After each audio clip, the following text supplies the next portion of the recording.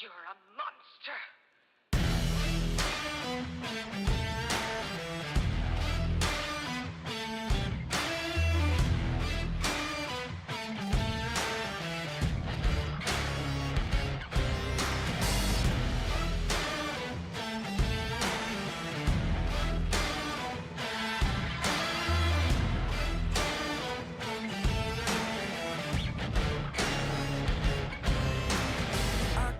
Truth, no, you don't have to lie to me. Don't fill your head with things and think you're free. I can smell the fear, I think you made it clear. Yeah, I could be rude, be in a mood, I could be rotten. I could be cool, mind like a fool, but never forgotten. Creeping in the dark, waiting for you. Like what you see. Yeah, I feel like a monster, and I'm just here to haunt you. I've become your nightmare, slipping in your dreams. I'm the definition of the worst kind of mean. Yeah, I feel like a monster, and I'm just here to haunt you. I've become your nightmare, slipping in your dreams. I'm the definition of the worst kind of mean. Yeah, I feel like a monster. Monster. Monster. Yeah, I feel like you can hold me back. Yeah, I'm coming for you. I'm not heater on you. No, I'm just telling you the facts. Oh, these chains can keep me down. Yeah. I can be rude, be in the mood, I can be rotten. I can be cool, mind like a fool, but never forgotten. Creeping in the dark, waiting for you. Yeah, I feel like a monster, and I'm just here to haunt you. I've become your nightmare, slipping in your dreams. I'm the definition of the worst kind of mean. Yeah, I feel like a monster, and I'm just here to haunt you. I've become your nightmare, slipping in your dreams. I'm the definition of the worst kind of mean. Yeah, I feel like a... You don't believe in monsters, do you? Of course not. I do. See me change into something darker. Yeah, I feel like a monster, and I'm just here to haunt you. I've become your nightmare, slipping in your dreams. I'm the definition.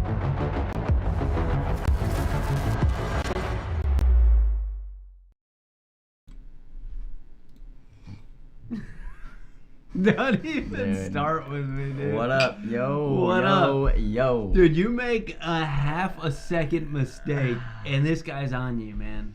Bill's Mouse Guy won, dude. You gotta be on it. You gotta be on it when your Mouse Guy won. Look at that CBC quarters it, man. Yeah, mine's downstairs. It's downstairs. What's going on, everybody? How do we look? What's up, How do we Facebook? sound? What's up, YouTube? What's going on, folks? Do we Let's have go. any YouTubers today? Did we even clink? We got a couple YouTube. Oh, I don't know if we. Did we clink? I don't know if we clank. Okay, Let's okay. go. Everybody, get your swing oil. We got a pretty good show tonight. Yeah, let's go, folks. We got a bunch of winners. We got the winner's circle back. I'm back, so I'm winner's circle guy 1. Last week I was preoccupied running a few miles, and we didn't have Was the that winner's last? circle. That was a week before. Well, which is the last week's podcast. I just want to point out to everybody that was here last week, Dylan's wearing the same shirt. The see-through. He's worn it for an entire week and it's see-through. I wear it every day. And he's got a little guy. I wear it every He's day. got another little guy right here. Let me get that. Let me get that for him. Thank you so much, Bill. No worries. Bill's my new fashion guru. I've switched. I got a new pair of shoes, and I think that I have dogged on Bill's shoes before, the Hokas, because they're You ugly. think you were dogging on him on Because they're ugly, Sunday? right? Because they're ugly. I wasn't dogging on them. I said don't wear running shoes and jeans, which could be a controversial topic. Did I not folks. run? You did run one time, but you guys got to see these things, dude. Look at these things, dude. Look at these bad boys, dude. Bill's about to pull out some Uggos. Everybody, some Uggos on welcome. y'all. These things I put I think 8 miles on these so far. I got them 2 days ago. Everybody welcome Dylan to the Old Man the Club. Hoka Gang. The Old Man, no, it's not the Hoka Gang, it's the Old Man Club. That's who wears them. All right, shoes go back on. Those shoes are sharp. Yeah, mine aren't that sharp, but they're the most comfortable things ever. They don't have that many, well, they didn't have that many colorways. I have seen a Christmas present of mine, and it did say Fleet Feet on it, and I know my wife got me some Hokas. Oh, let's go. She should have talked to me, man. I could have got you hooked up with a good-looking pair, but I guess it matters what your wife thinks more than me, probably. I go for comfortability over looks, although when I did show up at Fleet Feet, they scanned my feet. You know how they do that stuff? It's fantastic. So they scanned them and everything, and then the shoes that they recommended, they brought them out. I swear, I think they were Brooks or something like that. Yeah. But they were the absolute most comfortable shoes I've ever worn in my life. And then I took a few steps in them, and I was just like, dude, I love these things so much, but they looked like clown shoes. Yeah, I mean, it's like there that was no way. sometimes. Yeah, there was no way. It just wasn't. I did that at Fleet Feet as well, folks. If you want to get into walking or running or comfortability for your, I mean, this is a Fleet Feet shout out, could be our next sponsor. But for real, I recommend this to everybody who wants to talk to me about running or they're getting into running or they want to take it serious.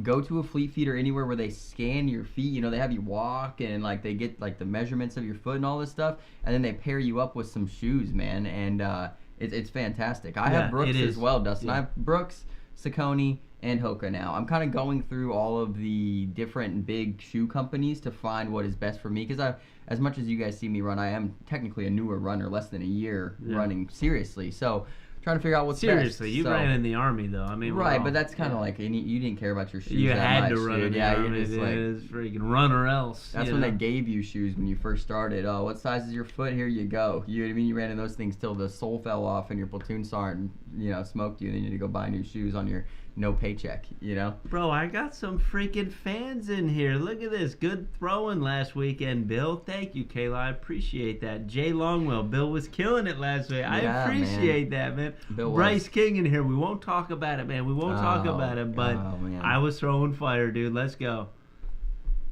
Bill made a great run in a regional last week, folks. He took 4th in his bracket in singles, man. He made a great run. Had 2 notable wins over Willie Johns and Bryce King. I mean, big wins right there. Yeah. I mean, both great, fantastic players. Bill also a great player, and he was on once in a while. Only sometimes. I don't know why I'm not, why that's everybody's major complaint about cornhole. If I was just more consistent, and that's the thing. Is sometimes I catch fire, I throw great, I feel good, I feel comfortable, and other times I'm just not comfortable. I don't throw that good. Yeah, I got to commentate some of it, man. Yeah, I mean, it was a great time out there at Miggy's Regional. It was a good time, man. I'm glad you guys tuned in. I really am. Dude, Thomas Locke.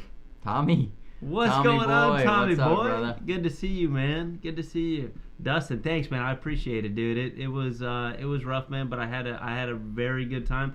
Doubles, I never calmed down. I never felt comfortable throwing a doubles, so I kind of pooped the bed on that one. What did we go, 2 and 2? But singles had a little bit of swing oil. I think we went 2 and 2 in doubles. I think we went 2 and 2. Yeah, we had a rough draw.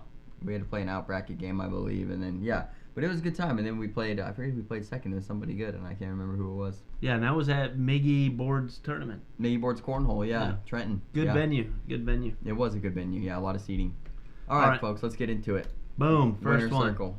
Gary Bearpaw. Dude, it is hard to tell who these people are with the Santa hats. I'm not even kidding. Like, I was like, who is that guy? This is Christmas edition. One. Right? I mean, we're number one. We're gonna have 3 one of more. them. Yeah, we're gonna have one more before Christmas, I think. Yeah, you're right. Yeah. Yeah, Christmas edition 1. All right. So everybody's about to go on vacation and stuff like that, block leave. We better have 20 winner circles next week, right? Yeah. I mean, we should be playing all the time. People are killing it, man. We got 9 podiums today, Bill? Yeah, 9 of them. That was Gary Bearpaw. We got Sebastian Barger, and this wasn't a blind draw. I think that was co-ed. Yeah, that's Patricia Gonzalez. I think they call her Smiley because she smiles a lot. We met her in Tupelo. Yeah. And they got 2. I think they have 2 co-ed wins this last week. So they're killing it in the co-ed game over there in Arkansas, man. Congrats. We made everybody wear Santa hats. So, except Sebastian. That's not a Santa hat. What is that? I don't know what that is. That's a weird one. I don't know. But there he is again with a different hat. So he brought a bunch to this tournament. Yeah, there's a singles win right there, I'm guessing. Yep, singles first place. Dead Reckons, that a boy. Let's go. He's practicing so he can be good with Bearpaw. They're both throwing and the Sebastian, same guys, so if you don't remember last year, this is when Sebastian things turn around because his semester ends, right, for college, which we support our players. We have Brock, we have Sebastian, both of our players who go to school, you know what I mean, and play cornhole. And they're both outstanding students as well as throwers. So, I mean, we commend that. 100% Absolutely. school first. But this is the time of the season, right after January, is where Sebastian starts turning it on. He can dedicate a little bit more time to cornhole. And I say he's going to start turning it on. I mean, the guy's top 20, right? Yeah. He's top 20 right now. So he's gonna start turning on. Absolutely nuts. Yep. What do we got here? That's Matt.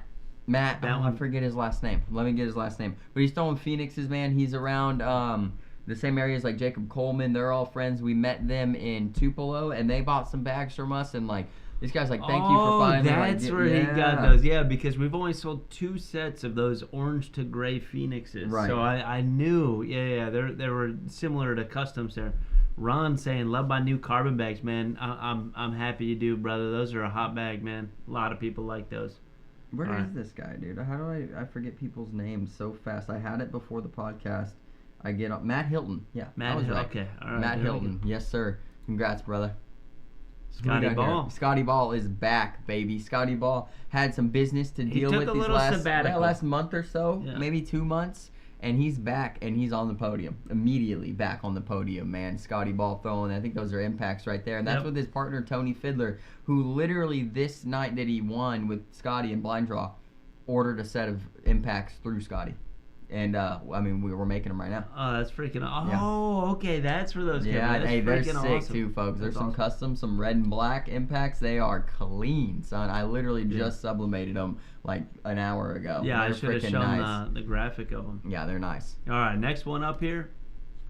Scotty again. Taking another Scotty and first. Atari, yeah. He's back, baby, in the CBC jersey. Let's go, brother. He's killing it, man. Let's go. What we got here? Who is Can't that? even see. It's that's Will Taylor and his partner. Yeah, Will Taylor, man. He's in the hoodie, too. He's probably rocking the CBC hat, too, but he's got the CBC Santa hat on here in this picture. But Will, huge supporter of CBC. Met him in Tupelo as well. I think I met him before. But, hey, Will's a great guy, and he's throwing absolute gas with the Phoenixes. He's got the hoodie, too. Let's go. Yeah, let's go, baby. And there's Sebastian and Patricia again. Taking the first place, killing it. Carbons this time. Mm-hmm. Dan Furland's in here. What's going on, Dan? I'm going to get you Dan? next time. Dan, I am going to get you next time. We didn't get the pictures of Dan, because Dan he took a third on Sunday at the regional.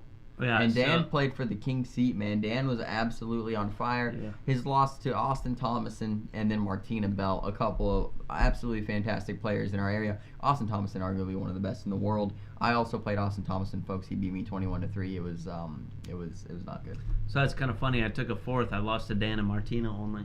Yeah. Dan lost to Martina and Austin only. Makes sense. Man, I'll beat Dan next time though. No big deal. He was throwing fire though, man. Dan was throwing gas. He was a PPR leader for a very long time. He was throwing like a 10-6 or something like that. Yeah, throwing surges. Yeah, absolutely CBC crazy. surges. All right, last but not least here, that's Randy. Yeah, Randy from the same. And he's throwing CBC impacts from that same area as Matt. And he took second place in that regional. Matt took first. He said he held the king seed, and Matt came through with the Dairy Queen double dip ice cream sandwich on him. Freaking talking about. Look forward to playing, brother. I can't wait to see you Friday night, Dan. I don't take Friday seriously though. It's too much fun, man. Sanking and drinking. You got to have at least a bucket of beer, a couple shots, and you throw some bags. You know what I mean? All right, let's get into last week's major. Yeah, ACO major Concord. I'm just gonna show the chart, but I know. Oh, they can hear you. Let's go. I don't care. Oh, Bill every freaking time, man. Bill messed it up, folks. The CBC chart for Family Pix. You are gonna go over it. This is the points breakdown. Okay, Go for it. No, it's fine. Break it down. It's fine. All right, we pick winners as for the upcoming major for each division. Me versus Bill versus Phil. And first place 10 points, second place 9 points, third place 8 points, fourth place 7 points. After that, the players begin to tie in the bracket, so they also tie 2 points down. Fifth place 5 points, seventh place 3 points, ninth place 1 point. No participation trophies in CBC. Got to take the top 10 earning points. Let's go. Bink. All right, now that we got that done with, I'm glad you did it so fast because we're not picking in this here, week. Bill. There's no major this weekend. There is not. So we don't have to There's pick no this major week. until Owensboro, I believe. Yeah.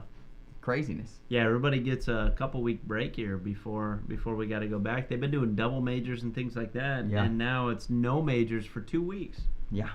And Concord was crazy, man. I mean, minus the Hertz winning everything they were supposed to win, it was a little shooken up. And first place for women's, Tammy Williams, man. Congratulations to Tammy Williams getting that purple jersey this year. She's always in the top, just hasn't really solidified that win. And this weekend she gets it done in a really good field. Second place, Ashley Irvin, who I really wanted to pick, and I really should have. But Chloe was the obvious favorite. I really wanted to pick her too. Yeah. But I don't know why I didn't. Paula Stevens. I'm going to be looking at that one next time, though. Yeah, Ashley's a beast. She's playing really well right now. Third place, Paula Stevens. Fourth place, Heather Thornsberry. Fifth place, Chloe Arrington and Josephina Ernsberger. So we all get fifth. We all got fifth there. Yep. Okay, let's go. So consistent right there, and congratulations to those ladies in Concord, North Carolina. And Concord was a good-sized major. I think 180 players or so. Seniors, Bill takes my pick, folks. Mick, he is my true and steady pick for seniors. Everybody knows it. Bill, at one point, spoke terrible things about Mick. Told him he never picked him I again. never spoke terrible things. Kidding. I never I'm said that. Kidding. I picked Mick, and Mick got like a 33rd or something. But I picked him again, and he won it. And he has been winning, so I'm super excited to see what Mick does this season. Second place, Mark Smothers. Good pick from Phil. Kevin Lemons third. Fourth place, Scott Harper. Fifth place, Rick Hoaxang. Man, let's go, Rick. We love us a little bit of Mick and Rick in the top 5. And Mike Walters, seventh place, Eustace Perry. My boy Eustace, man, he just wasn't his day. Took a 7th? 7th, yep. All right. Yep. Juniors, no surprise there, folks. Isaac Hurt takes it down. Mason Higgins surprisingly takes a 4th place, but this was a stacked field. Hayden Moore, 2nd place. Riley Dressler, 3rd place. 5th place, Parker Burgett and Brody Miller. And it was a stacked field. Yeah. It was, and Mason Higgins 2nd in PPR, but 4th in the tournament. So I'd like to go back and see who he lost to and stuff like that. Not right now. Sean, what's going on, dude? We just got done talking about the regional on Sunday, man. Well, we didn't get done talking about it. Everybody was telling me how good I did. All my fans out there. I think did you play Sean, Bill? I did play Sean. Yeah, we played high PPR games, Sean and I. Oh, down the middle every shot. I doubt it. Moving on to co-ed, Caleb Hurt and Tammy Williams take it down, man. Tammy Williams had herself a Friday. Yeah. She really did. 2nd place, Justine Smith and Isaac Hurt, who we talked about picking. Both of us. I know. I picked them last time. Yeah. Slow Ride and Jody take 3rd. The Kalahars take 4th. Craig and Kayla. That's 5th place, Paula Stevens, Carl Austin, Charity Jackson, William Jackson. Crashley takes 9th. And Josephina and Todd take 9th. That is a crazy turn of events. Yeah. If we're all taking 9ths, like all 3 of us, that's crazy good. major. It's good for cornhole. I believe it is good for cornhole. All right, doubles main bracket. First place, the Hertz. They're just throwing gas. I think Caleb can honestly backpack just about anybody to a doubles win. If you throw over, so good. Yeah, if you throw over an 8, Caleb can get you a podium. Yeah. I honestly believe that. He's throwing so good, and he's so hard to play against. The way he plays, his style of play is just, it's on another level. It really is. Dude, we got Bryce in here. What's going on, Bryce? Hey, what man, up, Bryce? Yesterday I had to make bags. I got freaking beat, tired. I couldn't go out and practice, man. I was dying. But, Bryce, you and I got to get together. If I got to pick you up, I will one of these days, man. We got to practice a couple days straight here. Also, yeah. That's it. We'll leave it at that. Bill's taking it serious. The Hertz take 1st. Mason Higgins, Cody Pierce take 5th. That's my pick, Bill. Yeah. 2nd place, it's Raven so far Sneed down, and it took me a Travis minute to Smith. actually find it. You know what I mean? Rex Earing and Dennis Posey 3rd, and Rick and Mick Hoaxang 4th place, man. I love Rick and Mick. I got to start picking them, man. I really got to start picking them. All right, singles. There were 2 brackets. Bracket A champion. We all took Caleb Hurt, and Caleb Hurt won the major. He won the major, folks. But this is the first time ever we have all matched up. Yeah, we don't usually like to do that. I want to talk about who took 2nd, Bill. Our boy Mick Hoaxang takes 2nd overall, wins the A bracket. I love me some Mick Hoaxang, dude, man. Mick, he throws PPR some of the fastest 993, Bill, over 110 rounds. Mick might be the most underrated player in the ACO right now. I'm putting that out there into the ethos that Mick Hoaxang might be the most underrated player. I want to throw one thing out there about this. I have played Mick one time, and he was on my side of the boards, and I won. It was doubles. Although not a blind draw. I was against Mick and Rick, and guess who my partner was? Justin Elledge.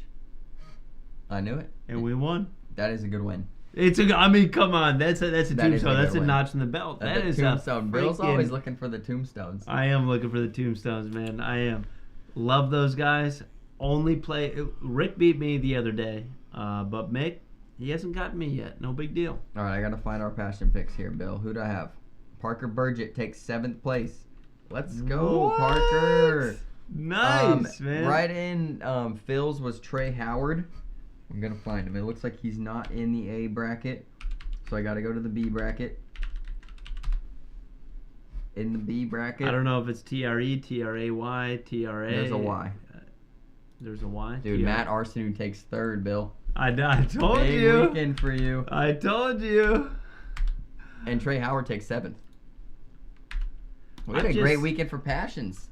Great passion weekend right great there. Weekend. We're locking Bill's on this his in. comeback right now. 4 wins there for Bill this weekend. Yeah, we're locking this in right now. I'm definitely up a lot, especially over you just on this one chart looking at it right now. I'm pretty excited about it. Although we're going to have to wait 2 more weeks before we make Owensboro picks. We should do something a little bit special for Owensboro maybe. It is a super major. We have 3 days instead of 2 of playing out there. I don't know. Maybe. Yeah. And I don't know if you guys have heard about it, but they're doing some sort of slider cup out there. No, that's at Worlds. Oh, that's okay. It will be in Owensboro, but major. not at the Super Major. Yeah, Worlds in July. If you guys haven't heard about that yet, they're taking the top 16 from each state, 12. Top 12 from each state, and they're all going to battle each other over the week of Worlds and stuff like that, which is pretty cool. I guess they have different events like singles, doubles, quad maybe, stuff like that. I think we can improve that, though.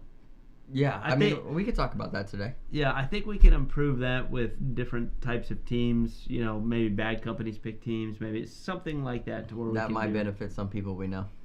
Yeah, well, we have a good team, so I'm pretty excited. Yeah, we would have a Although very I'd be good a team. little worried about Gusto too. Gusto, they got a good freaking team. OTT. I mean, B3's there's some got a teams decent. out there. B3. I mean, there's some teams out there. There's definitely Ruthless some got a teams good out there. team too. But that's CBC Family Picks for Concord, folks. Also, we're going to move into Family Picks. We don't really have a solidified topic for Family Picks. Bill and I can pretty much talk anything cornhole, but we got a lot of time here, folks, so we'd really like to open this one up to whoever's in here. Whoa. Oh, sorry. Whoa. I missed a segment. Whoa. All right, folks, I'm going to mute it for this segment, and I'm going to let Dylan just kind of sit here and know that he messed up so bad. So we're giving it a little bit of extra time. That's all I'm doing right now.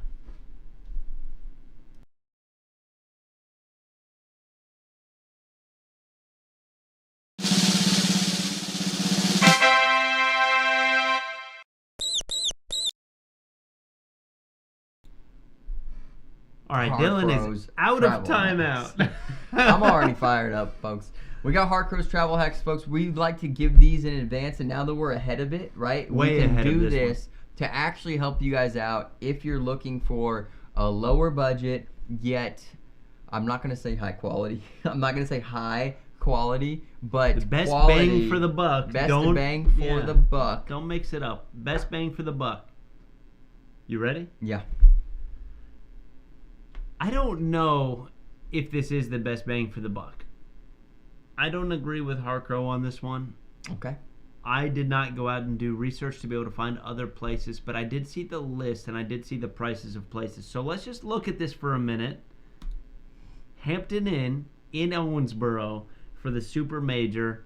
Harcrow is saying this is his travel hack. This is the nicest, best bang for your buck, cheapest, this and that place. And it's a 2-star hotel on Booking.com. I think that's what they rate it. Okay. And it has stellar ratings. I mean, between an 8 and a 10 for 3 different sites. TripAdvisor, Booking.com, everything like that. So it is super high rated. It is right next to the convention center. So, I mean, you just wake up and walk over. It goes the convention center, the Holiday Inn, and then the Hampton Inn? I believe so. Because the Holiday Inn I know is the I think or maybe the convention center is in the middle of the Hampton Inn and then the Holiday Inn on the other side. I think so. I know the Holiday Inn is as you look at the convention center, it's on the left. I know for a fact. We've stayed there. We stayed there in July. Okay. So let's look at one review. And I only picked up one because I tried to get the best. And then this is also the worst review too. So, at the bottom it gave some negatives, at the top it gave a positive, right? Mm-hmm. And they said location on the river was nice with the Christmas lights. So this is very recent, November 26th from Lauren here. Breakfast was what you'd expect: egg, sausage, waffles, cereal, fruit. Not far drive from Owensboro Sports Center. Not that we care about that whatsoever. But the negative review that this person also gave was that the room smelled musty and could smell dog poop in our hallway. Pool was overly crowded with a birthday party on Friday night, so not able to use it. That's not too bad of a review, because the dog poop thing happened that day. That's maybe. an anecdotal, maybe somebody Very snuck in rare. a dog, right? Yeah. Room smelling Or it musty was is the only thing on there, and the pool overcrowded is so people are having fun. You know what I mean? And, if it was a birthday party, I mean, it's one night. Yeah. I mean, it's both of those things are extenuating circumstances that aren't going to happen often. The musty room smell could be is the only one that could possibly be, and that may be could be credited to the poop. Yeah, that too. Yeah, it could. But I mean, that's a decent review. I think that this is a good place looking at it. Now let's look at the price here real quick. Right behind Dylan's bald head. So I went and looked at this place, and I chose 2 queen beds because most people travel with somebody else, maybe a family, or you got your doubles partner or whatever, and you both want to book the same place. So you get 2 queen beds, stay in the same room, 3 nights, 2 adults, $415, and that is for Owensboro Super Major specific weekend. It's not bad. Not bad. For 3 nights, $415, you're splitting it with one other person. So, Yeah. I mean, you're on the hook for $207. They're on the hook for $207. Yeah. For 3 nights. Not bad at all. I did see other hotels that rated pretty high and had reviews pretty high for about $100 cheaper, to be honest. Huh. Well, this is the Harco hack right here. So that's all I'm saying. I wanted Jack's to bring Hacks. that up but this is Jack's Hacks. He says Look at that that. this is That's the a best 9. place. A 9 is a solid rating. Yeah.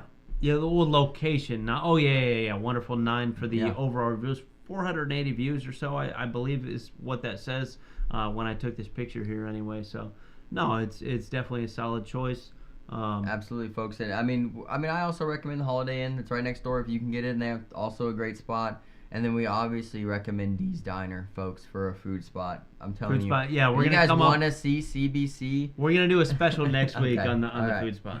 Okay. And maybe we get a picture of the pancakes.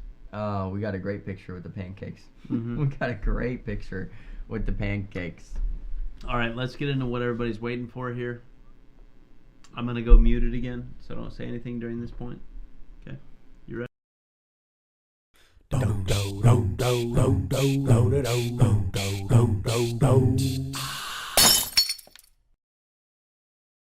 All right, folks. Okay. Family Feud. Let's go. Pour up, son. Yeah, I'm gonna need a little bit of that before we start this. Got you. Thank you. So we ended last week. We're trying to dedicate more time to this specific segment, so we can, number one, talk about every comment that comes through and every idea that people have for something like this. But number two, this specific topic right here, I don't think we fully finished, and we want to go through it because I don't know. We have ideas for it. We want to hear your ideas for it. And we want to make sure that it is the most fair, and I don't want to say equitable because I don't really like that word, but the most fair possible for the major that you show up to and play. So we're going back to payouts, folks. Division purses and payouts, just a quick recap. There is a $5,000 guaranteed on every single major that they have out there, right?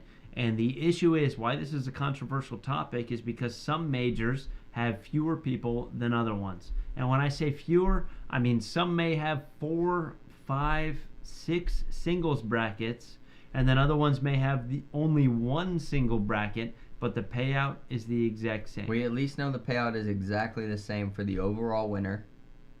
The overall winner gets what the overall winner gets. Which what we know right now is $700 plus the $500 as long as you wear the ACO approved jersey, you get the jersey bonus of $500. So folks, and when we say an ACO approved jersey, what does that mean? So there are multiple jerseys. I mean, you could be a pro, you get a jersey, right? There are Corny 40 jerseys. Right. There are doubles champions jerseys, world champion jerseys. All those jerseys all count.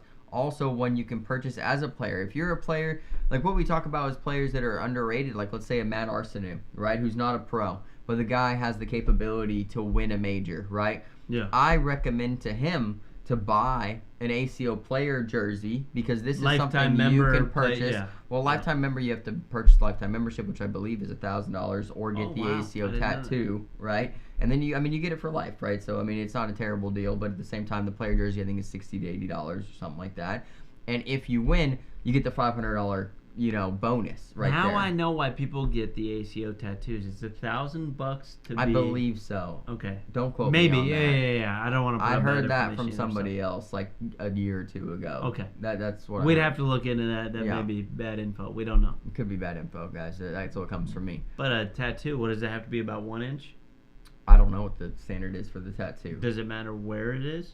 CO jersey's $94. So CO jersey was one that wasn't on the list, along with the broadcaster. It may have jersey. been. We got to go back. But I feel like if you were to be like, hey, I was wearing my CO jersey, it's something made by the ACO with an ACO logo on it. I almost guarantee that if you were to win a major with that jersey, you are entitled to the $500 jersey bonus. They may not change out that part of the website, every year and this and that to add more jerseys and stuff. But if you're wearing one of those jerseys with ACO branding all over it, I believe you would be fine, DJ.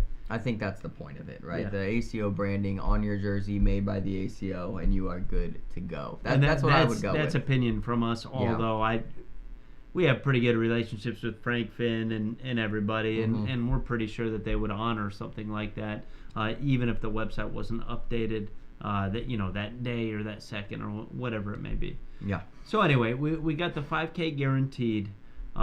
You win that, you wear a jersey like that, and that is how the 5K is actually paid out. When we're looking at this chart right here, and this is directly off the website, singles $2,000 purse, doubles $2,000 purse.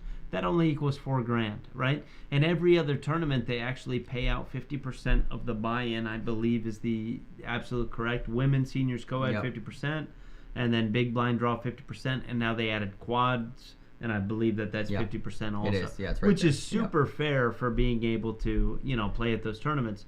The issue is at the top, it says 5K guaranteed, and we see 2K and 2K. You absolutely have to wear that jersey to be able to get that extra $500 per division. Yep. Per division, which would make it that 5K guaranteed. So that's. And I don't think it's unfair. Necessarily. I think that most of the people that have it wear a pro jersey anyways, have a pro jersey, and I don't think it's a lot to ask for them to buy a player jersey. I really don't. I don't think so either. I don't think it's that big of a deal for it anyway. But so the real question is, and this is how we kind of ended last week, was how can we make it more fair? Right? Because if we see that in a tournament with 4 singles brackets, we'll just say A, B, C, and D singles brackets, and then they all have to play each other to pay out overall champion first, overall second, overall third, and kind of move down from there. Once you start getting to the 5th at that point, there's 4 fifths. Yeah. Right? 4 fifths. Yeah, 4 fifth places. No, technically there's 8 because 5th place ties in a bracket, right? They tie. And then it kind of goes down to 7th place, right? And then 7th place has how many? 8 as well. 8 as well. So it gets a little crazy at that point when you can sit there and be like, hey, I took a 5th place, which was second in my bracket, right? Second in your bracket. Mm-hmm. And I didn't get paid. Yeah. Or maybe I got paid my buy-in back. And getting a second on something like that is pretty rough. To where the other side of the coin is you go to a major and maybe they just have 1 overall bracket, and 5th place out of that, $5,000 actually gets paid a decent amount of money, right? Because you don't have to split it 8 ways.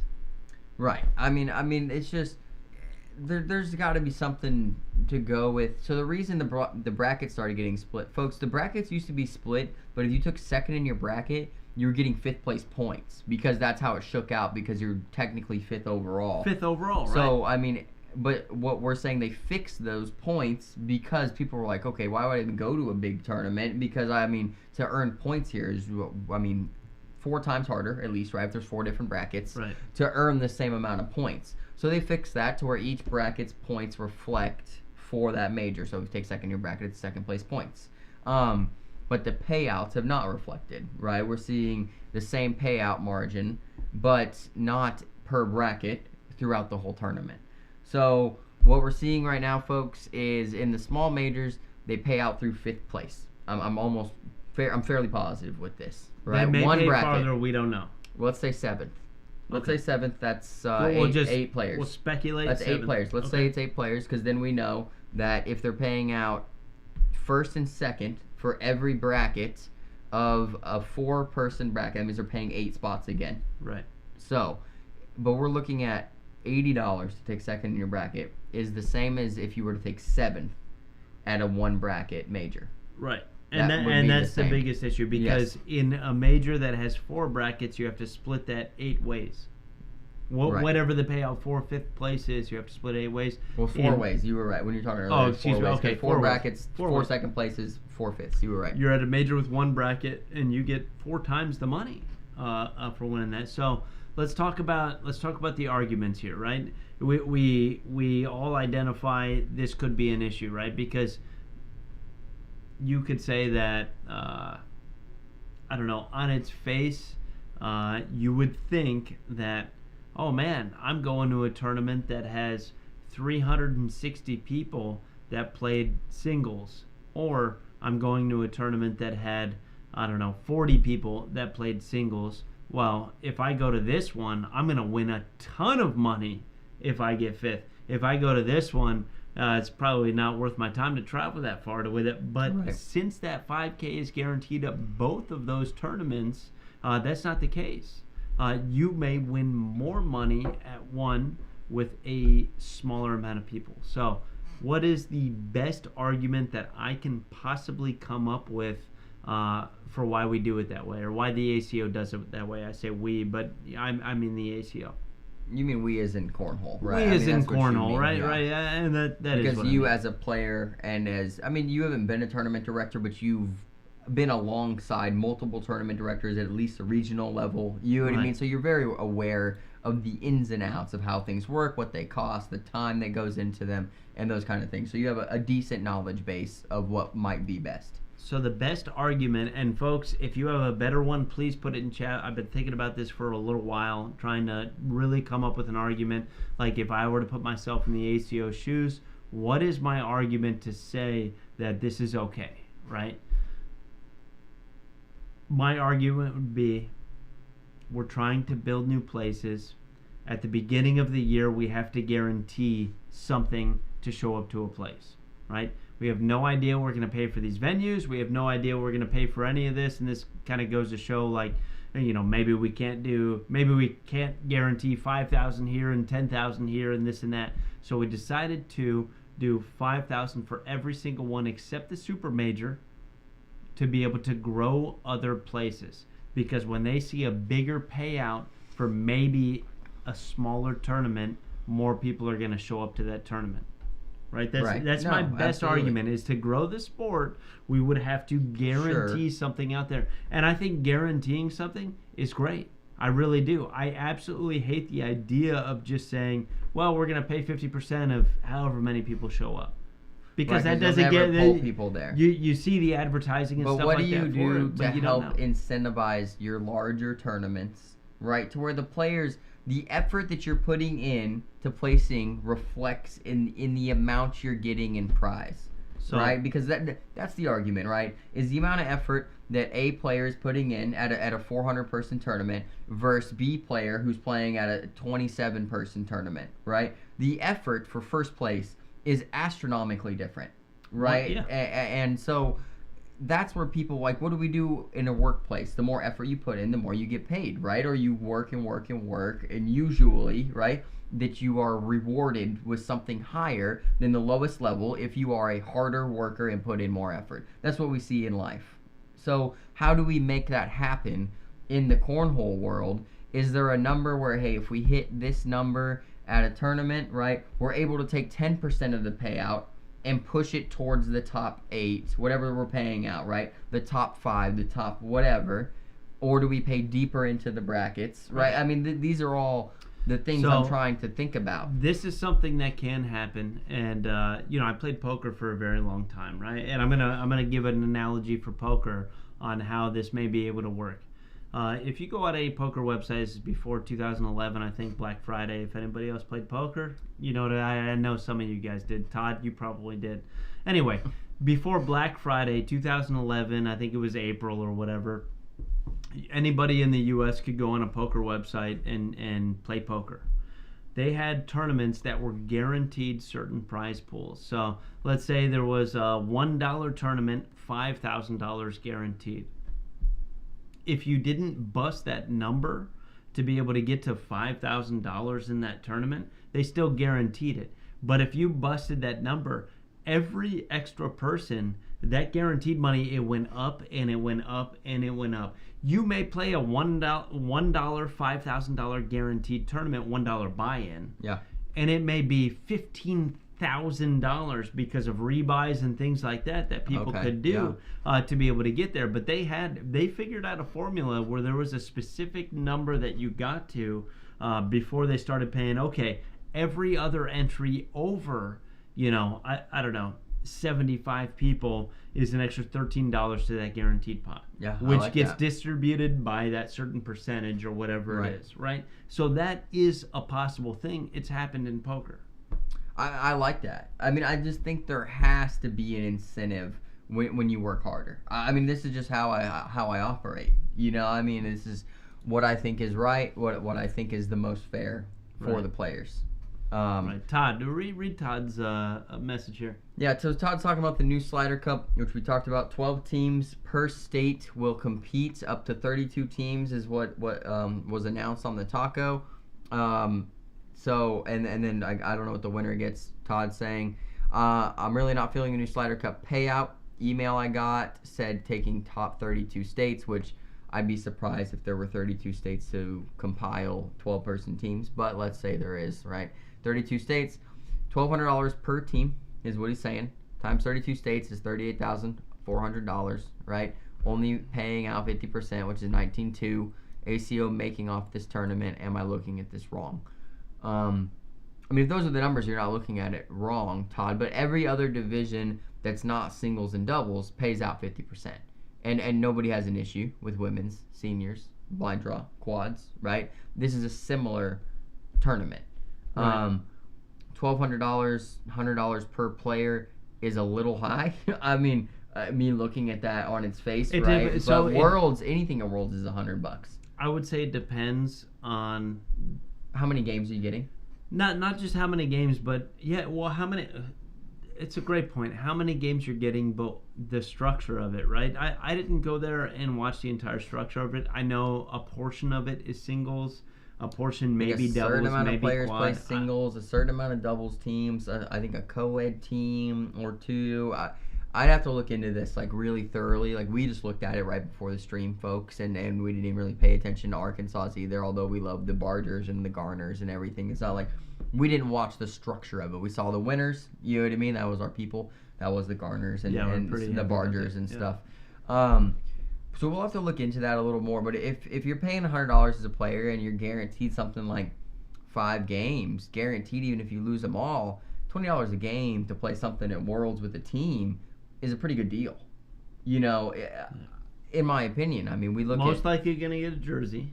If you win, if right? You win. Yeah, there'll be jerseys, I would assume. Some wood, right? Some plaques. It's a tough one. Starts on Sunday, so got to get there early. More money for rooms. Sunday. Tournament starts on Sunday. Jeez, dude, I didn't even know that. Yeah, I didn't know that either. So Todd, and this is another topic that we could talk about actually right now, is a Slider Cup. Let's talk about it for a minute, because the amount of people that have to be there for that specific tournament, I think is going to be pretty tough, right? If you have to have that many people on a team, 12 people on a team, and each of those people have to be from the exact same state to be able to play with each other. Yeah. And I don't know how they pick them. Do they pick them by, well, if you show up and you're from Alabama, we're going to take the top 12? Or if you show up and you're from Alabama, we're only going to take 12? Like, how do you get on that team? Teams? But I'm just saying, how do you get on that team? Let's say there's 16 top people. 12. Yeah, I thought that's what was said, right? And then you go through the top 12. So if number 10 is unavailable, number 13 bumps up in. Man, that is a logistics nightmare. Yeah, absolutely. I for agree. 50 states, to me personally thinking that's a logistics nightmare to be able to do something like that. I don't know. And that's 12 is a lot of people on one team. I love the concept. I love it. And 6 Arkansas has people? been successful. They have doing it. I like 6. I like building your own team. I know Bill stated earlier something about from a bag partner, or you got to throw. I mean, you would throw the same bags, right? But at the same time, I don't even care that much about throwing the same bags. As much as it is just putting together a right. team. You're going for state pride, right? Right. And you're but to coordinate with 12 people to get the Sunday prior, I think that's where it's tough. You want to make something easy and something that's almost like a pickup game. You know what I mean? Like, hey, everybody's here right now. I know you so well. I know you because we all play at a club. Let's all do it. But on Sunday night, Johnny might not be able to make it. Yeah. So now we're at 11-person team. Yeah, it's traffic. Unless we find somebody else from Alabama that maybe I don't know, and that's where it gets tough for me. Yeah. So personally, I like a 6-person team. Maybe about a 6-person would be about the max. 8. Yeah, I mean maybe 8 you could pull off. Yeah. Also, real quick, I love the idea. Booker, shout out. Booker won his bracket on Sunday, folks, in singles. So I wanted to say congratulations, Booker. Cheers, brother. Dude, we played against Booker. Dude. That's who it was, Booker and Luke. I knew we played somebody off the rim. He was throwing such a flat bag, dude. Booker. I'm going to beat you next time we play. I'm just letting you know that right now. All right. But I don't like to say it's just a big money grab because I do think it could be a lot of fun for the players. Right. I don't want to say that either. If it was orchestrated correctly. Yeah. You know what I mean? But I do think that Arkansas has done something where it's happened every year at the same time, right? So, I'm sure the first year it was really tough, right? And that's what we're going to see here at Worlds, is it's probably going to be a little tough. Things that I like to say about things that are tough is keep doing them. Keep doing them because sometimes those are things that catch fire, And I'm not saying that. Yeah. I'm not sitting here saying that 12 is the right number. I think 8 is a better number. You like 6. I'm meeting in the middle somewhere there at 8. But I just you got to stay consistent with it. But to get 12 people like you're saying there, the Sunday prior, I mean, you're talking about people taking a full week. That's where it's an issue is only because look there are arguably all professional, we're just going to say all professional cornhole players in that tournament, right? Yeah. Arguably, well, we're just going to say it. 12 in each state. It's not going to shake out like that. There's way more states than there are 12 people that are that good to be professionals, but let's just give it the let's just say that there's going to be that many pros on each team. If payouts are an issue, and if traveling sometimes is an issue, and they can't make up this money in other places to be able to show up to a thing like this, that's still an issue to show up a couple days early just to play this specific tournament. Yeah. It's a my whole opinion. Week, Jacob, sucks you'd have to be there for so many days when normally some of us would only come up for singles. If you're only coming to Worlds for singles, I would recommend a couple more days, to be honest with you. I mean, to be real frank, 100%. Worlds is a great time. I'm not saying you need to be there for the full week. We weren't there for the full week. We came in Wednesday evening. Am I correct? Wednesday evening we came in? Yeah. Yeah, and we had a great time. Every single day. The tournament's ending somewhat early on the first 3 days. We were able to hang out in the Bud Light Lounge and have a good time with people, meet new people. I mean, made great connections, sell some bags.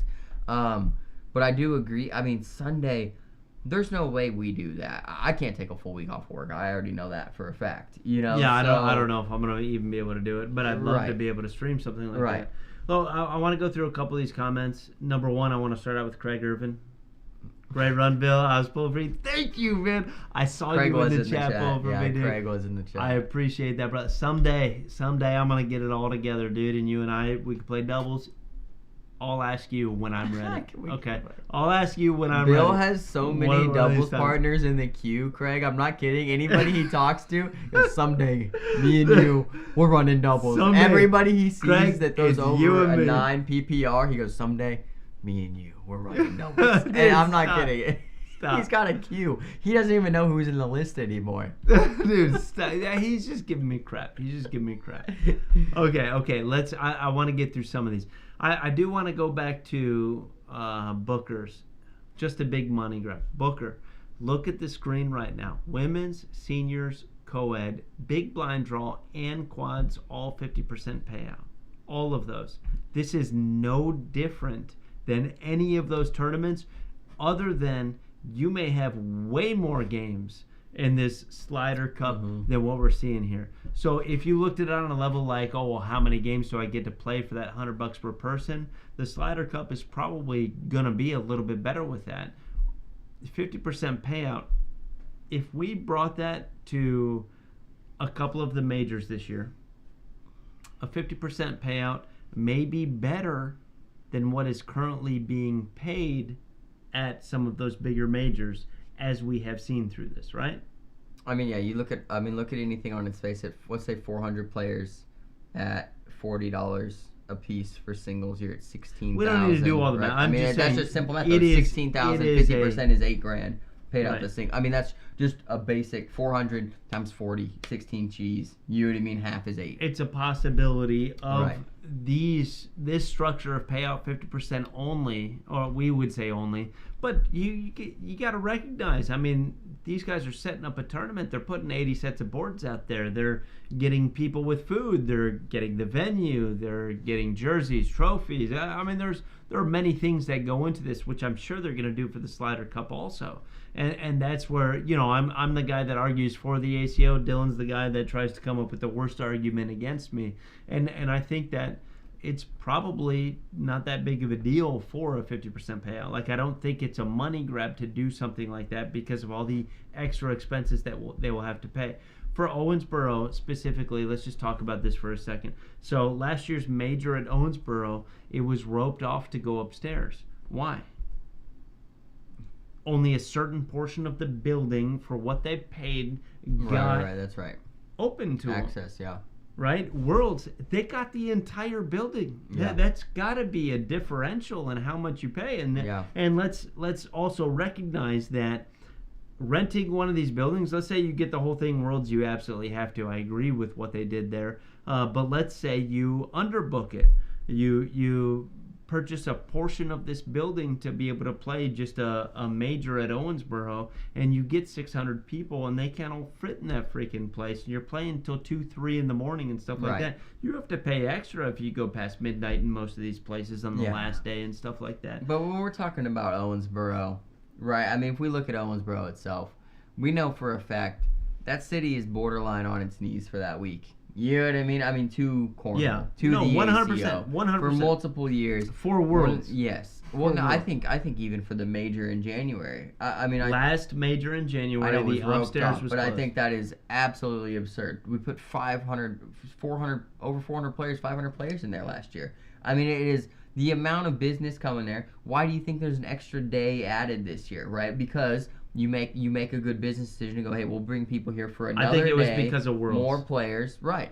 I mean, but it's increasing every year. But that is a testament to, okay, when you say to the players, too. I want to give credit to everybody who 100% goes to the tournaments. You continue to go to the tournaments. But that's also a testament to they have a track record to which they can go to that place and say, hey, we're paying less because we had 500, we had 600, we had 1,000 people show up. Why are you charging me all this money to open up these new places? You're making money off everybody buying food, buying drinks, buying this and that, to where the place gets a little bit cheaper, and that's how these payouts go up. That's how they go up. When you have a tournament in a different location, it's your first location, maybe you only get 60 people, whatever it may be, and you know, they're like, well, we have no track record, so we're going to charge you full price, just like we would charge a 60-person wedding.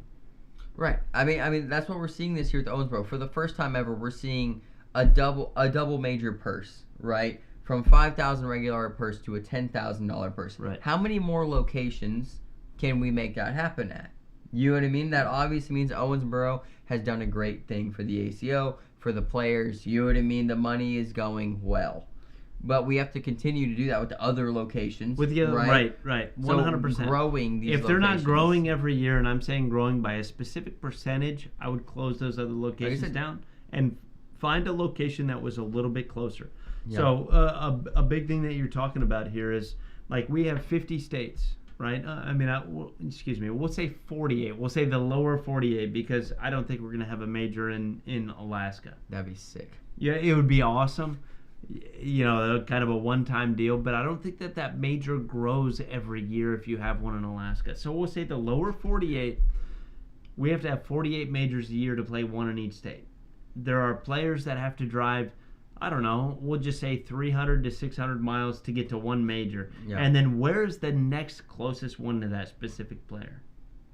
900 miles, 800 miles away, right. If they only have one. So they can't get that pro status if you don't have one or multiple in locations that are centrally located to people all over the U.S. And if we're talking about growing the sport, and we're talking about making it fair for, let's just say, people in California to become pros, well, there needs to be 4 massive majors near California. Well, they don't have to be massive. There just has to be 4 majors, right? We would like 4 massive. Well, I mean, that's what I'm talking about. Is growing in past years, we've seen. Last year, we saw 3 tournaments in Las Vegas alone, plus 1 in Ontario, plus 1 in Oregon. I mean, how much more do you want on the West Coast? Which, I mean, I know, being from California, I was from Central California, that it took me 8 to 10 hours to get to LA, right? People are like, oh, you're from California. Like, oh, you're just on the beach all the time. It's like, no, folks. Like, I was in the freaking mountains, dude. And so, like, that's not 8 hours. We don't even travel 8 hours to stream. No. You know, wouldn't do it. But, like, so if you live in New Mexico, name me 4 majors that you can go to, which are within 8 hours. There's this year, there's not one. There isn't one. Okay. Which I do believe, it's like places like Arizona. Arizona has a huge cornhole community that has not been tapped into from the ACO. I don't know the logistics of that. You know what I mean? But I know that Arizona has a mecca of cornhole, and it's a pretty small state. So you could put it in Peoria, you could put it in Scottsdale, you could put it in Tucson. You know what I mean? But you're right. But that gives opportunities to all of Southern California, all of New Mexico, and all of Arizona and Southern Nevada. So how to grow? Do we guarantee that 5K to go to these new and take a risk, right? You're throwing the dice. You're sitting here saying, well, maybe I'll be able to make up a little bit of money in the Slider Cup, but on the other hand, I'm going to try a new freaking area. You know what I mean? I'm going to try New Mexico. Yeah. And maybe we have 30 people, maybe we have 60. Regardless, you're not going to make that $5,000 back doing it, because you have to pay for the venue, because you haven't established some sort of track record there or anything like that. I mean, we see this with Texas, right? Texas is a huge cornhole state. It's also a huge state geographically, just in general. But the majors in Texas have not produced a large number of players. So I think we also have to look at, why is that? You know, what's going on? What are we doing wrong, right? Craig Irvin says, our regional is this Saturday, by the way. Come out. Dude, it's way too far, dude. It's like 6-8 hours.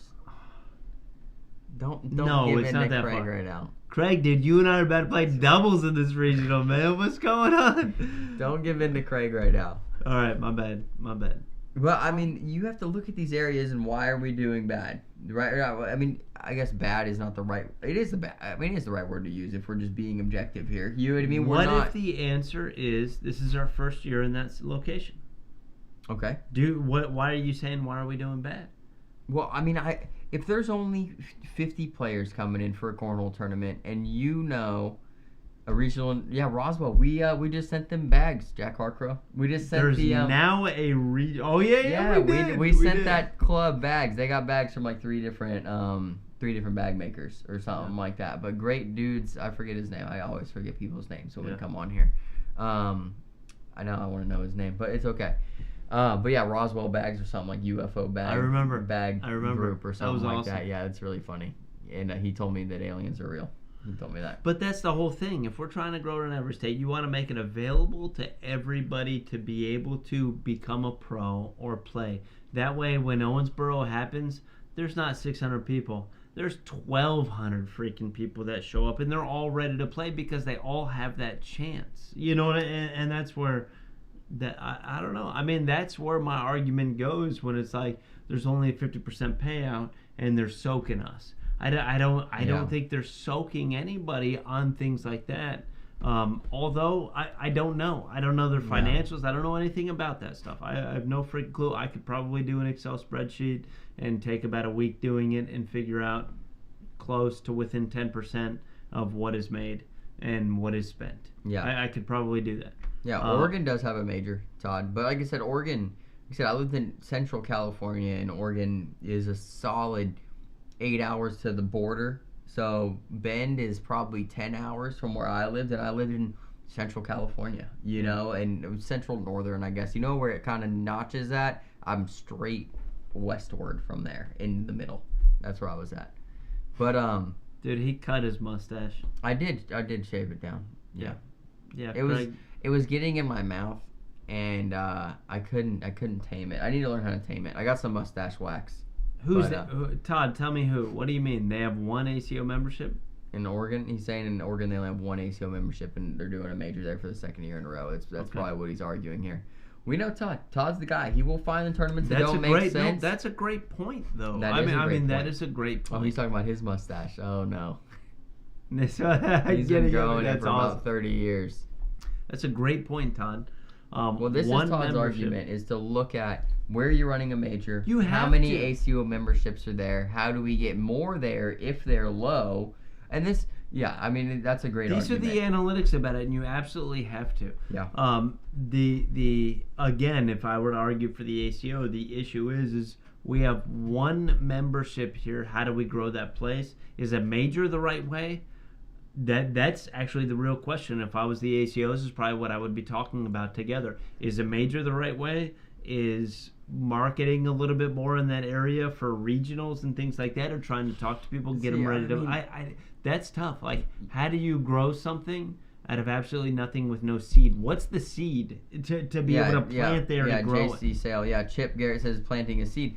And I agree, plant the seed. But what is the seed? And I know one version. What's the seed? One version of the seed is a major. Is the seed? Well, one version is Frank actually travels to the area, which I give him full credit for doing. It's outstanding. He travels to every single area. But what Todd's saying is COs build it. I think this is what I would do if I want to grow an area. I give a certified official a free certified official membership. I think they cost $250. It's free. I give them 4 sets of boards. Okay. Right?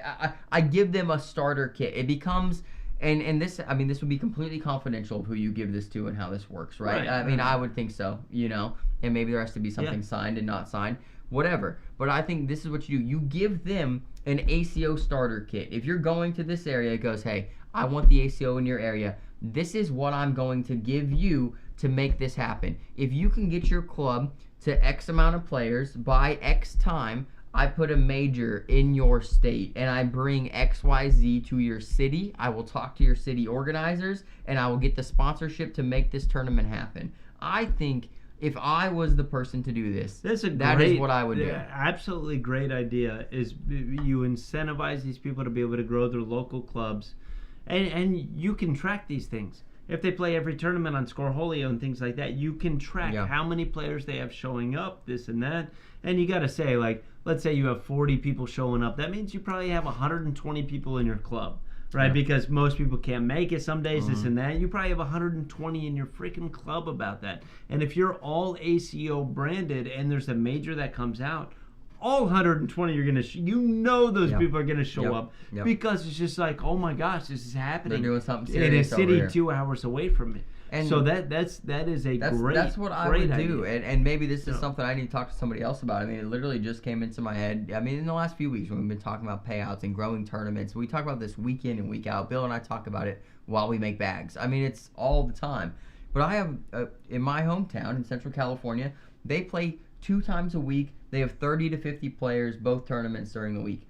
They play ACL, right? They throw more ACL bags probably because it's the most marketed, right? It's the most thing you see it on ESPN. But I guarantee if you were to go in there and go, hey, we're going to pay for this stuff for you, we're going to do this for you, we're going to hook you up with 3 bag companies, let's say, and they're going to possibly give you, X amount of bags, and we want to do a major here in 2025. You know what I mean? I already looked at this venue. This is my possibility. It's an hour from where your club is. I think we could put 50 to 100 players in there and make it something every year. I mean, I think that's what if you want to do what we're talking about is planting seeds. What is that seed like you're saying, Bill? I think the ACO starter kit, that's what I'm going to call it, right? The ACO starter package for COs. That's what you do. Only for locations that don't have this. And you know what's interesting about that is that when we talk about payouts for majors that are huge and small and this and that, and people have issues with how much they get paid for making 5th in their bracket when there's 4 brackets and they got to split it 4 ways and this and that. Something like that is off the books. Not off the books as in you don't have to report to the IRS, but off the books as in it's not advertised to anybody. Right. It's something that's like, hey, if I want to advertise specifically in Oregon Oregon. Why would you say Oregon? Did I say Oregon? Whatever it's state. Just what state Oregon, dude. It's like the ones in your body. You just say it the same. Oregon.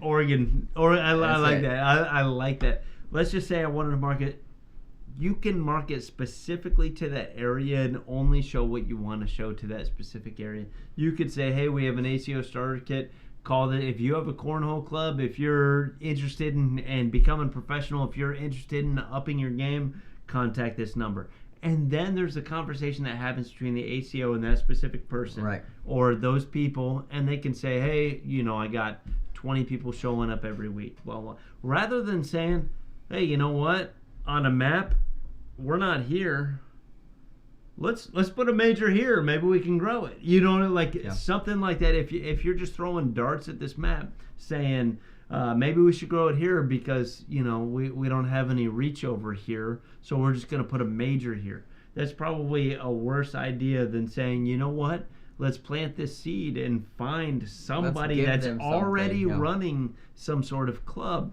I love it. I love the idea. Jay, I think it's a great idea. I'm going to solve that issue for you as well. In areas that are ACL heavy, there has to be some kind of bag exception. I think what you do, we already send a lot of bags to the ACL, but what I think you do is there's multiple bag partners. You go, hey, we're reaching out to this area at this date. If you would like to donate a set of bags to the ACO to go into a new populated area, we would like to take them and give them to this area. If they get 0, then the ACO has to figure that out. Maybe they pay some bag companies a discounted rate to get the bags out there, right? But I don't think you can't make an exception. You stay ACO stamped. I mean, that has to stay 100%. You can't just say you have a grace period or whatever. Maybe if you're regionals, give them 90 days. I'm cool with that, right? You have 90 days to switch bag companies. Here is a list of our bag partners with websites. I don't. So I'm going to argue against Jay's comment there. In areas that are ACL heavy, there has to be some sort of bag exception. If we're talking about growing a club and that person has reached out to say that, hey, I'm going to bring ACO in this specific place, we send bags. I don't know if a lot of people know this, don't know this, or whatever. On the bag partner program, you guys can see this, but we have to send bags to be approved. Those bags are property of the ACO when we send those. They do whatever they want. They raffle them sometimes. They give them out to people, which is awesome. I love it because it gets our bags in other people's hands and stuff like that. But I'm not 100%, but I'm almost sure that they have hundreds of sets of bags waiting to be sent out as part of that CO. It doesn't cost them anything other than shipping to be able to get out there. Hey, here's 4 sets of boards, and these are our top 4 companies, or these are our 4 companies. It doesn't have to be top 4. These are 4 companies of bags. We're going to give these to you just so you know who to call, and here's a list of every other bag company and their website and blah blah blah. Yeah, and the boards might not even have to be given; they could be borrowed for you do a contract. You know what I mean? Paid off over a certain period. Whatever of time. you want to do. There's there's an unlimited amount of options with how you want to make that starter kit look.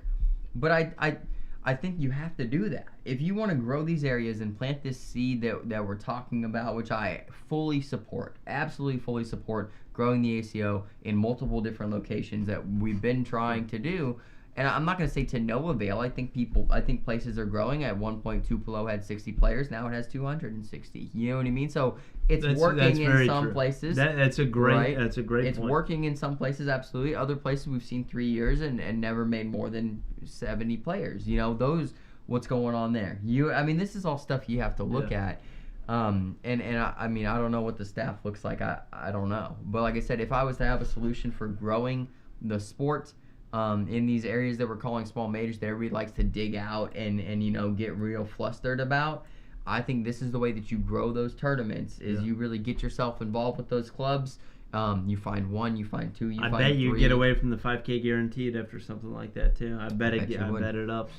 Todd says, you just can't have a major in Oregon if there's only one ACO membership. I'd rather have one in Louisville, Kentucky. But I agree. And that's Todd. I'm on board with you on something like that because your one ACO membership, while it may, let's just say it pulls in 10 extra people or something like that, that's not worth a major and that's not worth that $5,000. If you're paying $5,000 to capture 10 new people, that's tough. That's so tough. I'm down to show up. There's no possible way if you're paying $5,000 to capture that many new people just to buy a membership. It's not a good business decision, right? And I think what Dylan is saying here, utilizing that specific $5,000 that could have gone there to boards, maybe bags, or finding that person that wants to run the ACO in that specific location it'll come out exponentially better than saying, let's just try one here. When it comes to boards, any sanctioned tournament like regionals need to be a requirement by the ACO that all boards used must be ACO sanctioned boards. Well, I think there's qualifications, right? They're not ACO sanctioned boards, right? But there are qualifications for the boards, I believe. Okay. I don't know how well that's checked, Booker. I know when I was a CO, we buy from Cornhole Solutions. The ACO buys from Cornhole Solutions. We believe, yeah. So, yeah. Well, I know they do. Yeah. I knew last year. We'll go with last year. So I knew we were good on that. I don't know. Meet the specs. It is in the rules they have to meet the specs. I'm sure they have specs. They probably don't have a specific finish on the boards or a specific way that graphics are printed on the boards, which we all know, and I know everybody in here knows that it makes boards faster or slower, regardless of humidity and how cool it is outside and stuff like that. How they print it on there and what they finish it with sometimes makes it crazy. But I agree that the standard for the board should not stop at how thick the wood is or how many braces you have in back. And I don't know if that's what it is, but I agree that it should not just be that type of wood. Yeah, no finish or graphic specs, wood only. Yeah. Right, and that's what I assumed it was, DJ. Last season, still haven't got a price list. Yeah, Booker says, you can meet the specs, but they still don't play the same. Booker, we agree, man, and I 100% agree. I mean, you, but at the same time, you could play at an ACO major. You know what I mean, and have boards that are the same exact ones, and a different color plays a different speed. I mean, it's right. I mean, it's real. I mean, we know that everybody that comes to center court, that our boards almost always play slower than everything else. Well, we hear it from everybody else, everybody, and we've had the star boards. We've had multiple different colors and schemes of board on our center court, and me and Bill work at this stuff to get the glares out of the boards for the players and for our cameras. And then we also don't want anything super fast or super slow on our court if we can help mitigate that for the players. Right. We want the best playing boards on our boards because we want the highest quality play on our boards where the players can use their abilities as best as they possibly can. So there's something I want to talk about on this specific subject, and I was actually thinking about a couple hours ago to make this a controversial topic or not. and I don't want to just say fast or slow boards as a controversial topic. Yeah. But board makers and who you get your boards from and what the sanctioned boards are for a company. Look, we play at a location that when you start playing there, the boards are pretty good. I mean, I would say good as in more normalized. When I throw a bag and I think of a 5, that's a 5. If I throw a 1 on it, it's probably a 1 on it. Yeah. You know what and that's just your mental, what you think it is, what you've been trained to throw on numerous different sets of boards. But there are some people, I'll give an example and not name any names. At a regional, it was warm in this place and the boards were sticky. I love that. I'm excited about that. I love when my bags stick up a little bit because I can roll. I can do all sorts of stuff. I love it. I can cut harder. It's my normal throw when I see something like that is that sticky. I have an advantage over something like that. With the way you play, your style of play. Okay. But the person in the place is like, oh man, these are way too slow. Let's turn on the air conditioning. Yeah. So to put the boards at a preference that specific individual had in the tournament, regardless of what that venue was already at, is that cool or not cool? No, not because me personally, I loved what it was at, and now everyone's like, oh, well, boards need to be faster. Well, you think they need to be faster, not me. I love this. Then you have to have an argument with what room temperature then is well, no, but suitable, that's what right? That's why If the everybody was argument comfortable in against there, boards yeah. and how fast Yeah. and how slow is just a null and void argument unless you are changing the speeds of the boards based on your personal preference. If it's your personal that's ridiculous. Should never happen. Yeah. Jack Harker said Alabama State, all plain Jane, no logos or anything on the boards. I mean, I'm okay with that. I mean, I think it's very different. I'm not used to it personally. I like the ring around it. I like having something to target. You know what I mean? I mean, that's just me personally because that's how I started playing. A lot of you guys who played for a long time started playing like that, where everything was very plain, I guess you would say, right? And then somebody would slap a vinyl on it, polyurethane, until you couldn't, the vinyl didn't rub at all, and then you play on that. So the sport has evolved a lot in that way of boards and everything, but we are still seeing a ton of differences in board manufacturers having different speed boards. And as much as we know a company where all their boards are fast, I mean, they're fast. I mean, we call them glass. I mean, they are fast. Go to Arizona playing boards. Regardless of who made the boards, they're going to be fast. Right, because Come of the here. humidity factor. At night, it's going to be slow. When it gets cooler out and it's super humid, and during the day, it's going to be fast. Like, I don't understand why we want to change, you know what I mean, things to meet your personal preference rather than what it is in that specific location. And that's part of the fun of the game. It is. That's like home court advantage. You know what I mean? Because you know how these boards are going to play rather than going to New Mexico or Arizona or something like that where it's super dry, super hot all the time, where they have home court advantage. And you have to absolutely throw the fastest bags possible because you know that's what they all throw to be able to drip in the freaking hole. You just said, I don't care if they're slow or fast as long as they're consistent. And that's the thing, though, is we've ordered our boards from the same people forever, and not every set plays the exact same. And you go to another company, you could order 5 sets from them, and for some reason, not every set plays the exact same. I don't know why. It is something that maybe we'd have to dive into and do a bunch of... We're not going to do it, folks. Do scientific nonsense. We're going to get a next controversial topic, and we're going to figure out why boards are fast and boards are slow, more than just humidity and non-humidity.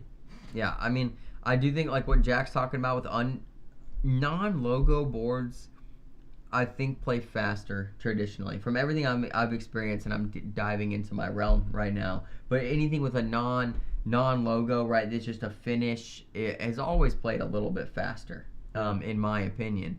And that's the difference between a direct print, right, and the wood being polyurethane stained, right? I think those are two completely different types of boards. When you do that, the direct print compared to the polyurethane stain on top of the wood directly.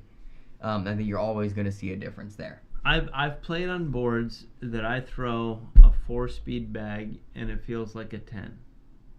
Yeah. And it feels like, and I know people that love those boards and they throw a 10 on a board that me throwing personal opinion, that shouldn't happen. Do I deal with it? 100%. I've also thrown on a board that I throw a 4 and it feels like a freaking 1.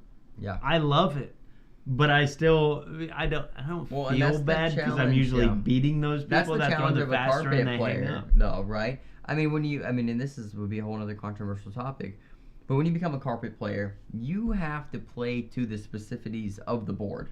Most of the time, more how than much a fast you bag tilt the player. bag depends on the speed of the board. More than a fast bag player, I would say. Yeah. You know what I mean? Oh yeah, 100%. Yeah. They could throw on if they throw on a 1 and their bags actually come up to a block or you know what I mean, hang up. God forbid that it didn't drop like it did, 2 hours.